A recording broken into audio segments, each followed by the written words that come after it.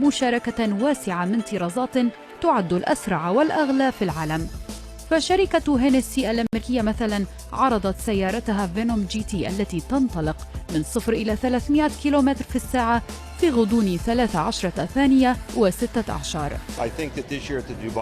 أعتقد أن معرض دبي للسيارات يشكل فرصة للعملاء لشراء سيارات فريدة ونادرة، وهذه الفئة هي السيارات الرياضية الأكثر سرعة وتطورا. سننتج أقل من 30 سيارة وقد بعنا منها 4 في الشرق الأوسط.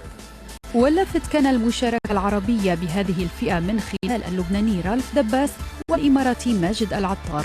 770 حصان، 1000 نيوتن متر تورك توين توربو، يعمل 0 ل 100 ثانيتين فاصلة 8، وسرعة قصوى 395 كم بالساعة سرعة قصوى مع 6 سبيد سيكونشن، من أسرع السيارات بالعالم عملت هون. ففكرنا في فكرة الطائرة المقاتلة الاف 15، فقلنا كيف نعمل الطيارة تشبه تستخدم حق الشارع، فهي محرك خارق جدا وتولد 5000 حصان ولم تصل إليها أي شركة ثانية من قبل.